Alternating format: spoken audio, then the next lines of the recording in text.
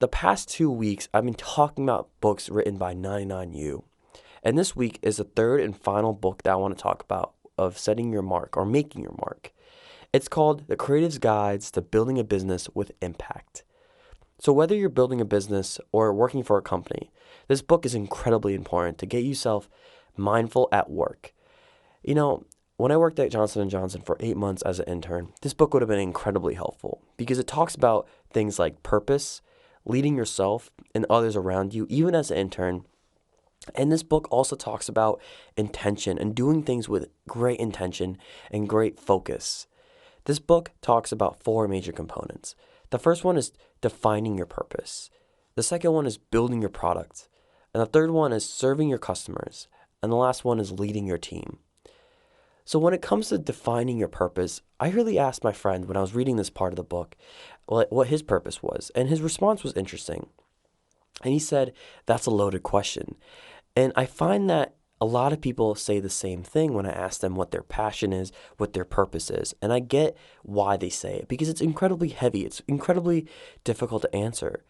But it's incredibly important to also know that purpose is what defines your vision. And your vision is what is your roadmap to success. So purpose drives impact, and impact rewards purpose.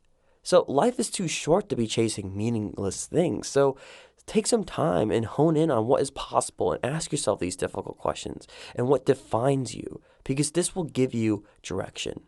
The second one is building your product. And this section is important regardless of if you're actually building a product or not, because I see product as being either physical or personal. I see myself as a product because I am a product of my own thoughts and actions.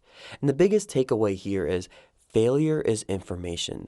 From a physical product standpoint, pushing your product out early and letting your baby fail once in a while or adapting to what people are saying, you'll learn more from this than constantly reworking it out with your team or having these multiple meetings and redrawing it on the whiteboard. And in terms of seeing yourself as a product, how you react to failure is based on your character and how you view failure. Because school system doesn't help either, because we go through a school system for 16 to 17 years and we either fail something or we are evaluated with a really good grade. And the best way to overcome this fear of failure is to go outside your comfort zone.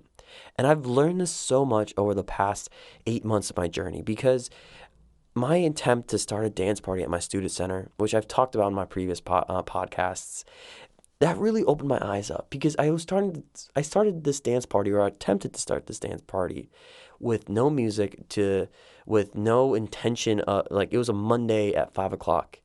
And I realized that you need to have faith in yourself. You need to have faith in your vision and your purpose, because in the times when you are going outside your comfort zone, that's what's going to really propel you to do the things that you really normally wouldn't. The third component here is serving your customers.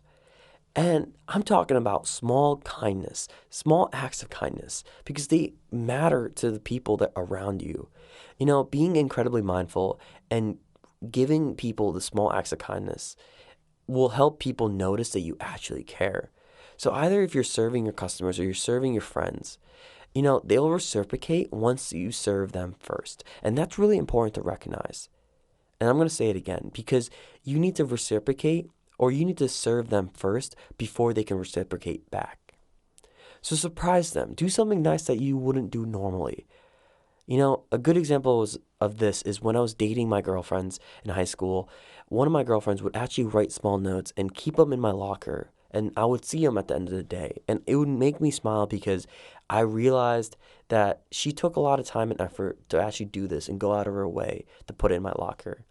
And that's the type of small acts of kindness I'm talking about. The fourth component here is leading your team. And the idea here is to become a servant leader.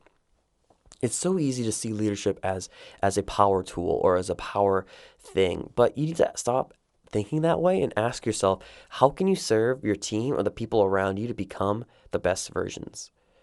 When I was in cross country and I was a captain, on the days when we were running long distances and it was 90 to 100 degrees outside, I would let people get water first from the cooler, and then I would have some last. And in the process of doing this, I noticed that people saw me doing this, and they were able to help me succeed in my own goals also. So going back to the idea of the small acts of kindness, when you're doing those small things, people notice. And once people notice, they are able to serve you in the best way possible.